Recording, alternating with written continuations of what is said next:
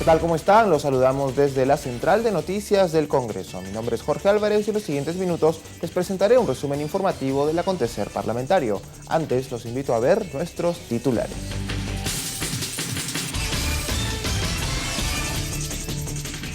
Amplían descanso postnatal para trabajadoras en casos de alumbramientos prematuros. También aprueban proyecto de negociación colectiva y las empresas estatales.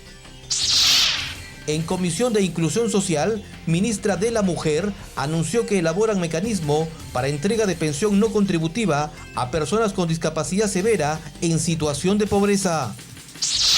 Comisión de Fiscalización solicitará al Pleno facultades especiales para investigar denuncias de irregularidades en Arequipa, Puno y compra de pañales. Congresistas destacan presencia de 4 ministros en Arequipa para buscar solución a conflicto por proyecto Tía María. Aprueban iniciativa que crea el registro de vigilancia y monitoreo del servicio de Internet para mejorar su calidad y eficiencia. Vamos con las noticias. La Comisión de Trabajo aprobó el beneficio de la extensión del descanso postnatal para las trabajadoras en caso de nacimiento prematuro de niños. También dio el visto bueno al proyecto de negociación colectiva en las empresas estatales. Veamos los detalles.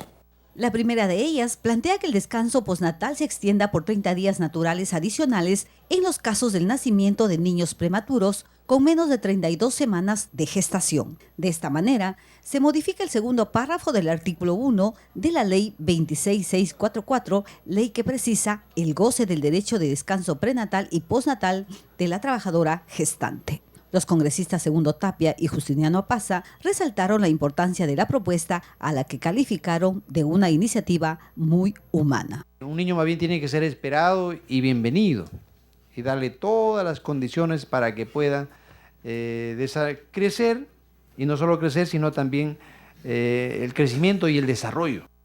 La preocupación profunda que se tiene por la niñez, la preniñez y todo lo que significa velar por la salud. ¿No? Realmente me alegra, ratifico una vez más ese cambio trascendental. Del mismo modo, fue aprobado el proyecto de ley que establece el derecho a la negociación colectiva en materia de remuneraciones en las empresas estatales.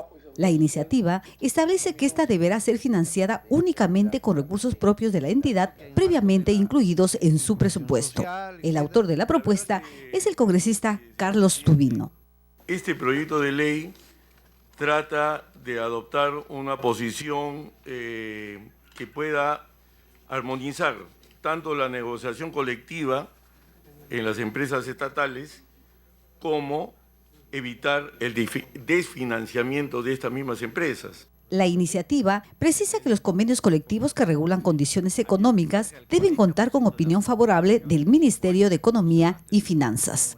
Al respecto, los congresistas Johnny Lescano y Julio Gagó pidieron excluir al MEP de dar su opinión. El presidente de la comisión, congresista Rolando Reategui, aclaró del por qué sí debía participar dicho sector. Tenga la opinión favorable del MEP, que es la única entidad con la capacidad de conocer si es posible afrontar económicamente los costes de los convenios colectivos que se propongan. Según datos proporcionados, en el Perú existen 35 empresas públicas con 22.800 trabajadores y con una planilla de 1.506 millones de soles. Informó Vilma Mondragón, Central de Noticias del Congreso. La ministra de la Mujer, Marcela Guaita, informó que se encuentran definiendo el mecanismo de entrega y el monto que se les asignará como pensión no contributiva a aquellas personas con discapacidad en situación de pobreza. Este anuncio lo hizo en la Comisión de Inclusión Social y Personas con Discapacidad del Parlamento. Se estima que para el segundo semestre del año se iniciará la entrega de la pensión no contributiva a las personas con discapacidad severa en situación de pobreza en 4 regiones prioritarias: Tumbes, Ayacucho, Piura y Huánuco, para luego, en forma progresiva, llegar al resto del país. Debo manifestar que el artículo 59 de la Ley General de las Personas con Discapacidad establece que las personas con discapacidad severa que se encuentren en situación de pobreza y que no tengan un ingreso o pensión del ámbito público-privado recibirán una pensión no contributiva a cargo del Estado. Esta ley señala también responsabilidades en 4 sectores: el Ministerio de la Mujer y Poblaciones Vulnerables, el Ministerio de Desarrollo e Inclusión Social, el Ministerio de Salud y el Ministerio de Economía y Finanzas. De otro lado, Marcela Guaita recordó la aprobación de una norma técnica sanitaria promovida por el Ministerio de Salud, cual facilita la evaluación y certificación a las personas con discapacidad, dejando en claro que la meta para este año es completar la capacitación en las 25 regiones y de 300 médicos certificadores pasar a 1.500. Al final del año 2015, el Ministerio de Salud habrá completado la capacitación en las 25 regiones y de 300 médicos que certifican actualmente a nivel nacional, se tendrá un total de 1.500 médicos que estarán disponibles para certificar la discapacidad. En cuanto al presupuesto asignado a los sectores en materia de discapacidad, para el 2015 se ha incrementado en 9.7% en comparación al año pasado y asciende a un total de 170.7 millones. Los recursos para la temática de discapacidad se encuentran repartidos en los sectores y en diversos niveles de gobierno. En el caso de 3 sectores, salud, empleo y educación, se cuenta con 3 programas presupuestales. En efecto, a partir del año 2012, CONADIS trabajó con el Ministerio de Economía y Finanzas para el diseño de programas presupuestales aplicados a discapacidad en estas materias. La comisión aprobó también el dictamen que modifica la Ley General de la Persona con Discapacidad, disponiendo el pasaje libre en el servicio de transporte público terrestre para las personas con discapacidad severa. Informó Carlos Castro, Central de Noticias del Congreso. La Comisión de Fiscalización acordó solicitar facultades especiales de investigadora al Pleno del Congreso para investigar las presuntas irregularidades en obras y actos de corrupción en las regiones de Arequipa y Puno, así como el caso de la compra sin la debida justificación de más de 8 millones de pañales por el Ministerio de la Mujer en el año 2013. En el caso de la región arequipeña se trata sobre las irregularidades en la construcción del puente Chilina y los hallazgos de la Contraloría General de la República sobre la responsabilidad penal, civil y administrativa en el operativo denominado MISTI. El gobierno regional habría gastado 36 millones de soles en el puente Chilina. Esto a pesar de que la obra está siendo construida por un consorcio privado. Eso lo ha manifestado el consejero. Y que en abril del 2009, cuando se anunció su construcción, el puente costaba 60 millones, luego 90 millones, llegando a costar hasta 245 millones.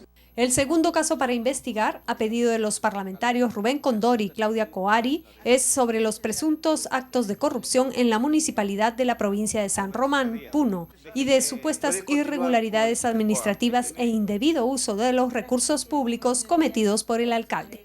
También se investigará la denuncia sobre la compra de 8.240.000 pañales adquiridos por el Ministerio de la Mujer durante la gestión de Ana Jara, lote que supuestamente no tiene justificación de demanda, distribución y adecuado almacenamiento de esos productos.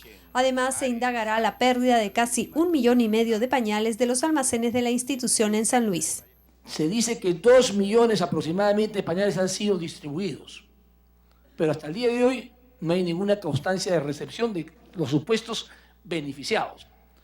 Y tampoco se dice quiénes son los beneficiados, quiénes son los pobres, los que están en extrema pobreza, a quiénes se les ha entregado.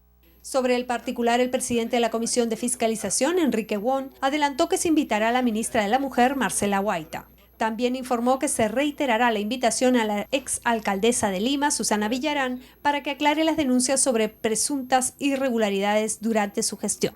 Informó Elsa Iturriaga, Central de Noticias del Congreso. Congresistas de diversas bancadas saludaron la presencia de 4 ministros en Arequipa para dar solución a las protestas por el proyecto Tía María. También consideraron que es necesario buscar una estrategia política para enfrentar esta situación que perjudica el normal desarrollo de esta región. La presencia de representantes del Ejecutivo en la provincia de Islay en Arequipa para conformar una mesa de desarrollo que tiene la finalidad de poner fin a las protestas contra el proyecto minero Tía María fue saludada por parlamentarios en el Congreso. Tenemos entendido de que vienen sosteniendo una serie de reuniones. Esperamos que finalmente el resultado pueda ser positivo y que finalmente, la mayoría de la población decida lo más conveniente, ¿no? Para el legislador Luis Galarreta, el tema requiere, además de la presencia de 4 ministros de Estado, una estrategia política. Yo creo que el Estado ya no puede estar permitiendo que esta gente como Arana y toda esta gente que encabeza un grupo político use políticamente un tema que tiene que ver con el desarrollo de todos los peruanos. O sea, el Tía María no solamente es un tema del señor Arana, o sea, él tiene una plataforma política y va por deficiencia del gobierno, del propio Estado, obviamente a asusar a la gente y la gente se va a confundir por falta de información. El proyecto Tía María, operado por la empresa Southern Perú, prevé una inversión cercana a los $1.200 millones para la explotación de cobre. Yo creo que se tiene que explicar técnicamente a Arequipa el asunto del estudio del impacto ambiental. Yo creo que se debe cumplir con la consulta previa para ver si este proyecto va o no va. El ministro del Ambiente, Manuel Pulgar Vidal, arribó a Arequipa junto a los ministros de Agricultura, Juan Manuel Benítez, del Interior, José Pérez Guadalupe, de Energía y Minas, Rosa María Ortiz, con la finalidad de dialogar con el sector de la población opuesta al proyecto minero. Informó Perla Villanueva, Central de Noticias del Congreso. Y diversas reacciones generó entre los congresistas el anuncio del ministro de Justicia, Gustavo Adriancén, de continuar con el proceso de extradición de Martín Belaúnde Locio y la decisión del gobierno boliviano de expulsar al prófugo empresario peruano. Para el exministro de Justicia y congresista Freddy Otárola, el caso de Martín Belaúnde Locio es un tema exclusivo del procurador y hay que dejarlo actuar a ese nivel, según dijo. Dejemos eso al procurador. Si el Perú retira el pedido de extradición, inmediatamente sale en libertad. Por eso se tiene que hilar muy fino. Sin embargo, no politicemos el tema. Es un tema que esté en manos del Poder Judicial y de la Procuraduría y mantengámoslo en ese lugar. Y es que las reacciones en el Congreso no se hicieron esperar, tras lo dicho por el ministro de Gobierno boliviano Hugo Moldis, quien sostuvo que si el Perú desiste de la extradición, pondrán a Belaúnde Locio en la frontera. El expresidente de la Comisión de Relaciones Exteriores, Martín Belaúnde, dijo que el gobierno peruano debe actuar con cautela. Si el gobierno boliviano quiere colaborar con el gobierno peruano, pónganlo en la frontera, al margen de que haya o no detención. En esa forma se ahorrarían un largo proceso de extradición, porque no tenemos ninguna garantía que de repente el Perú retira el pedido de extradición y ellos lo ponen en la frontera chilena, en la frontera paraguaya, en la frontera argentina o en la frontera brasileña, más no en la frontera peruana. ¿Qué garantía tenemos de que eso no ocurra? Yo digo, absolutamente ninguna. Y en el mismo sentido opinaron los parlamentarios Mauricio Mulder y Víctor Andrés García Belaúnde. Es una decisión soberana de ellos. ¿Por qué tienen que hacer ese tipo de exigencias de retiren la extradición cuando ya sería darle un motivo adicional al señor Martín Belaúnde para decir que es una persecución política? Porque ya si se trata de un procedimiento de carácter judicial oficializado entre un Estado y otro, el retirarlo solamente por un tema de estrategia política le puede dar argumentos a esta persona para que recurra a Corte Interamericana y diga, ya ve cómo están utilizando incluso el tema políticamente. Entonces hay que tener mucho cuidado en este tipo de cosas, ¿no? Bolivia, si quisiera perfectamente bien, puede ponerlo en la frontera. Y lo hizo en el pasado. Lo hizo en el pasado con otros líderes políticos. De tal manera que estamos hablando de cosas hoy día más sencillas, porque no se trata de un líder político, sino simplemente una persona que la justicia lo ha requerido. Es diferente y por lo tanto es más fácil. En tanto, se conoció que el ministro de Justicia, Gustavo Adriancén, solicitará ampliar el pedido de extradición a Martín Belaúnde Locio. Informó Perla Villanueva, Central de Noticias del Congreso. Al volver, crean el registro de vigilancia y monitoreo del servicio de Internet para mejorar su calidad y eficiencia. Volvemos con los detalles. Les recordamos que también puede ingresar a nuestro portal web o seguirnos a través de nuestras cuentas en las redes sociales de YouTube, Facebook y Twitter. Ya regresamos.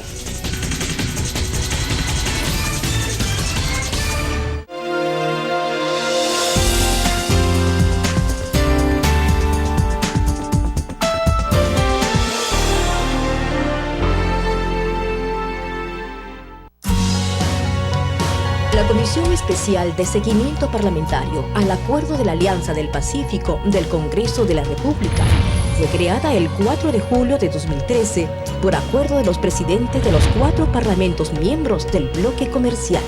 Este grupo está conformado por una representación parlamentaria multipartidaria, convocante, articulada y unida, que trabaja por los intereses del Estado.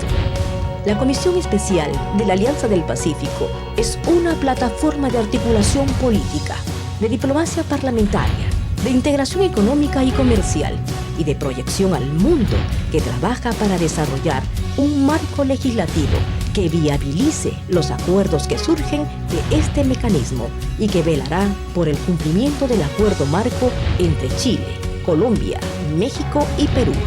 Nuestro país asumirá la presidencia pro tempore en junio de este año y con ello el Parlamento peruano, a través de su comisión especial, asumirá la presidencia de la Comisión Interparlamentaria.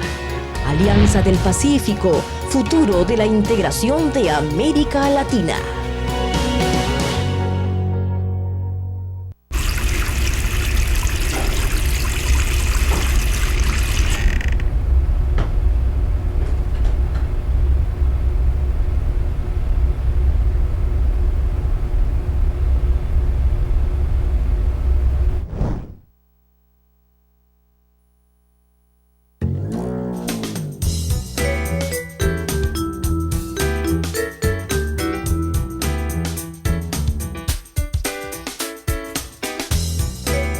Cuestión previa.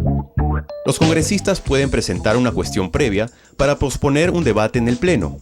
Su objetivo es devolver una propuesta a su comisión de origen, conciliar opiniones discordantes entre los grupos parlamentarios, invitar a uno o más ministros a participar del debate, solicitar información a determinado organismo público o para que los congresistas tengan mayor tiempo de estudio del tema en debate. La cuestión previa debe ser tratada de inmediato, por lo que una vez presentada, quien dirija la sesión detendrá el debate y la pondrá a consideración del Pleno.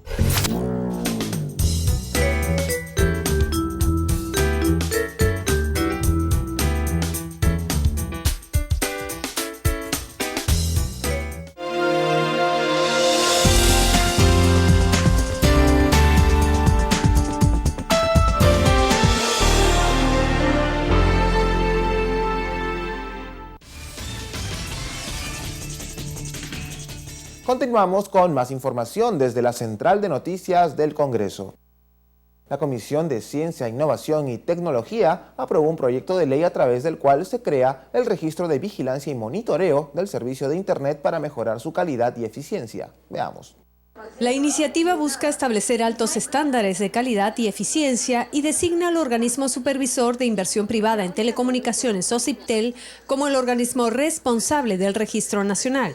La autora de la iniciativa, Julia Tevez, precisó que la norma era necesaria por cuanto no hay un dispositivo que establezca un estándar con el que se pueda medir o verificar la velocidad de transmisión de datos del Internet en beneficio de los usuarios. Cabe señalar que el Organismo Peruano de Consumidores y Usuarios, OPECU, publicó recientemente un informe comparativo de las velocidades promedio de Internet en el país, el cual demostró que en el Perú la velocidad de subida es de 0,70 megabytes por segundo y 3,37 de bajada, descendiendo en el 9º y 8º puesto en Sudamérica. También participó en la sesión la presidenta del Sistema Nacional de Evaluación, Acreditación y Certificación de la Calidad Educativa, SINEACE, Peregrina Morgan Loran, quien afirmó que su institución está buscando la acreditación de profesionales y técnicos peruanos en la mayoría de los países del mundo, para lo cual se requiere concretar convenios bilaterales a fin de que puedan demostrar su calidad y competitividad.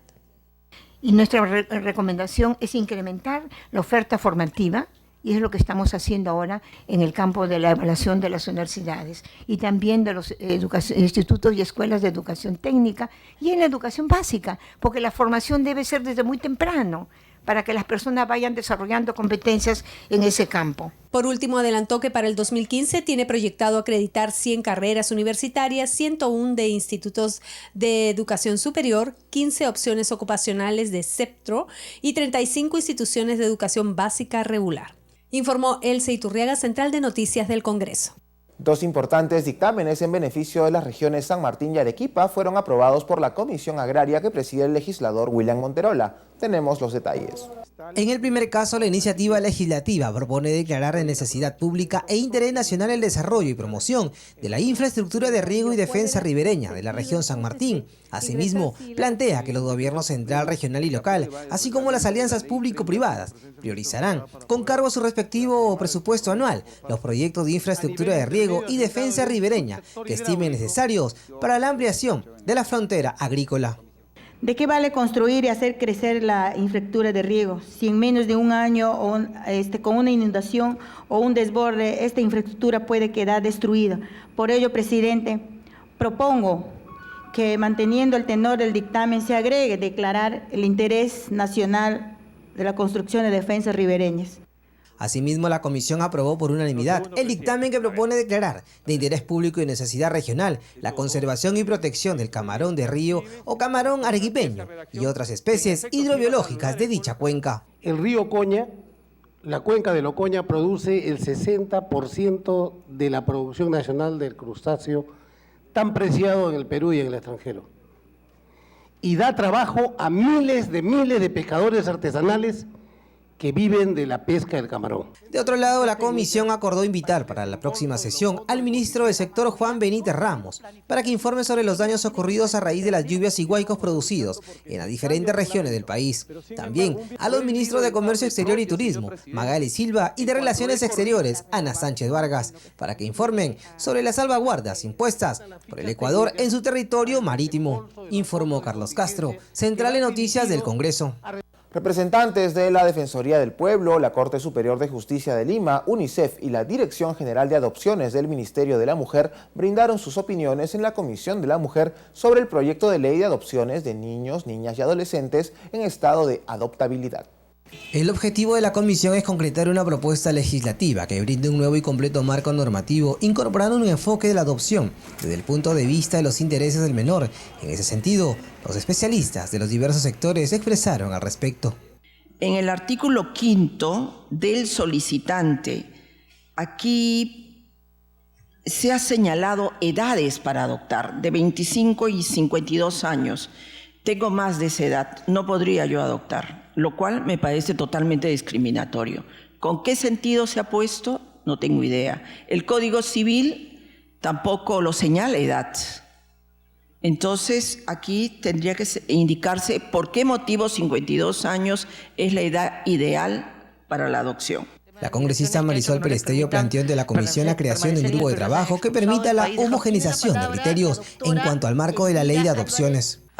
Hacer un grupo de trabajo, tenemos ya un proyecto, corregir los siguientes, extraer las adopciones, hacer un planteamiento que podemos firmar todas las y los integrantes de esta comisión, congresistas integrantes de esta comisión, con lo cual eso supondría el respaldo de nuestras respectivas bancadas, aprobarlo en comisión, trasladarlo al pleno, se puede aprobar sin necesidad de tratar de salir a partir del proyecto del Ejecutivo. Por supuesto, yo no quiero quitarle méritos a nadie, pero sí me parece que podríamos atender esto. Por su parte, la legisladora Rosa Mavila señaló que ante la no funcionabilidad de la familia nuclear, es ahí donde existe la alternativa de una política social como la que tiene nuestro país. Pero sería fundamental contar con políticas de casas de acogimiento, pero de familia y no de instituciones. Cuando no funciona esa familia nuclear y esa familia extensa, la alternativa de política social que tiene nuestro país son pues estos centros de atención residencial de las regiones y de Lima metropolitana. Y entonces aquí hay numerosa cantidad de niños frente a los cuales no podemos imponer una sola política. Estoy de acuerdo, ¿eh? Creo que debemos imponer políticas, por ejemplo, de casas de acogimiento, pero de familia, no de instituciones.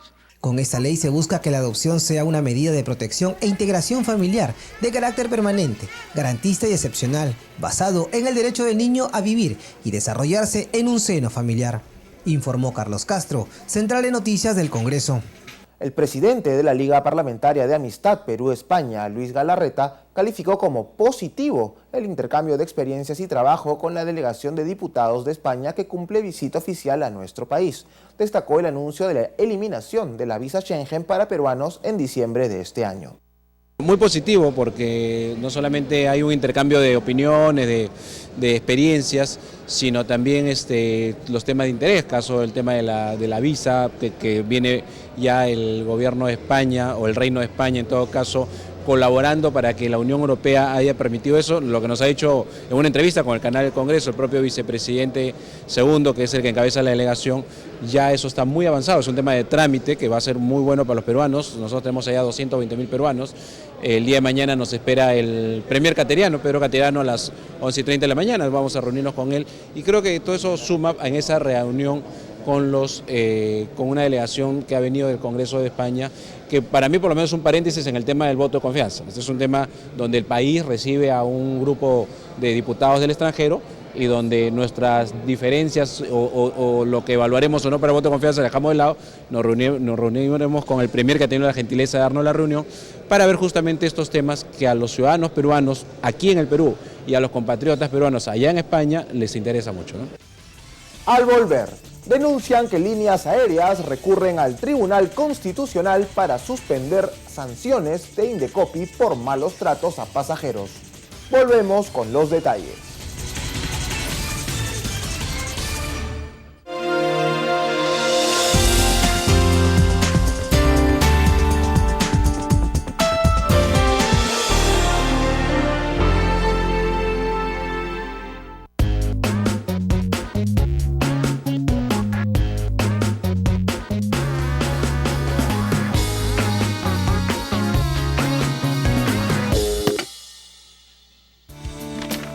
Los congresistas representan a la nación y no están sujetos a mandato imperativo. No pueden renunciar. El cargo vaca por muerte, inhabilitación física o mental permanente. Pueden ser habilitados o destituidos. Los parlamentarios no pueden ser procesados ni presos sin previa autorización del Congreso desde que son elegidos hasta un mes después de haber cesado sus funciones, excepto por delito flagrante. Sin embargo, la inmunidad parlamentaria no los protege de los procesos penales iniciados antes de ser elegidos o de las denuncias por delito común en su contra. Los congresistas no responden ante autoridad ni órgano jurisdiccional alguno por sus opiniones o votos emitidos en el ejercicio de sus funciones.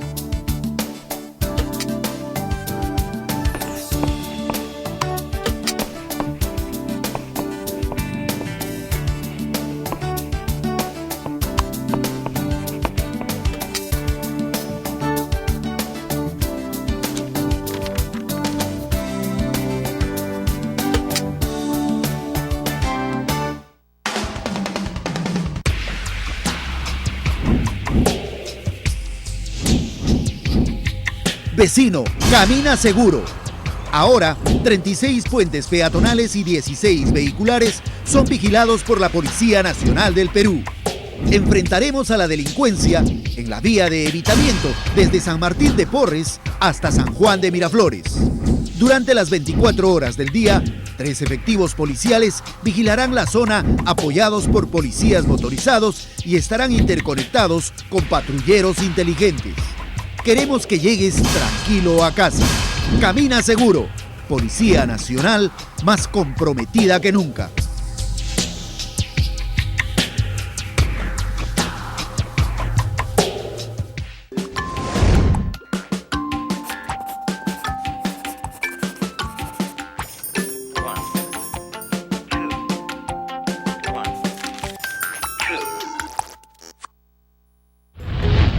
¿Sabías que todos somos iguales ante la ley? No importa dónde hayas nacido, si eres blanco, negro o trigueño, si eres hombre o mujer, si hablas quechua o español, o si opinas distinto a los demás. Además, todos tenemos derecho a creer en lo que queramos y podemos elegir cualquier religión. En nuestro país existen varios grupos étnicos y culturales. Todos tienen derecho a que se respete su idioma y cultura. Recuerda, todos nuestros deberes y derechos se encuentran en la Constitución Política del Perú.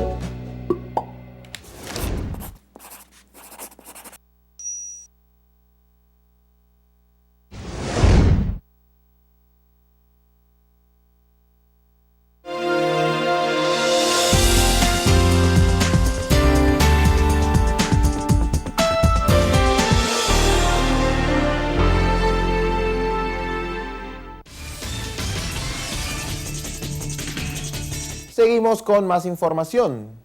En la Comisión de Defensa del Consumidor denunciaron que líneas aéreas recurren al Tribunal Constitucional para suspender sanciones de Indecopi por maltratos a los usuarios. A la sesión acudió el presidente de LAN Perú, quien negó que su empresa incurra en excesos. Las numerosas denuncias de usuarios contra la empresa aérea LAN Perú y la reciente multa aplicada por Indecopi motivaron que directivos de la aerolínea sean citados ante la Comisión de Defensa del Consumidor del Congreso. Fue su propio presidente de directorio, Emilio Rodríguez Larraín, quien dijo que vienen tomando las medidas del caso, por ello impulsan la campaña nacional Conoce tus derechos al viajar con nosotros. Señaló que el 90.47% de vuelos operan con puntualidad. Y en servicios de esta envergadura siempre hay errores, siempre hay problemas. Y si encima tenemos que lo más importante para nosotros como línea aérea nacional es la seguridad de nuestros pasajeros, que todos aquellos que partan con nosotros lleguen sanos y salvos a destino. El congresista Yude Simon se encargó de sustentar los problemas que enfrentan los usuarios y los malos tratos que reciben al pedir el endose o postergación de sus boletos. Pero el problema no es el retraso. El problema es el trato que se le da a los pasajeros. No es tan cierto o no hay una comunicación entre el directorio y los empleados en el trato que se da a los pasajeros. El legislador Jaime Delgado denunció que las líneas aéreas recurren al Tribunal Constitucional para suspender las sanciones de Indecopi por maltrato a los pasajeros. Yo denuncio aquí públicamente, LAN está negándose reiteradamente a acatar este Código del Consumidor en ese extremo.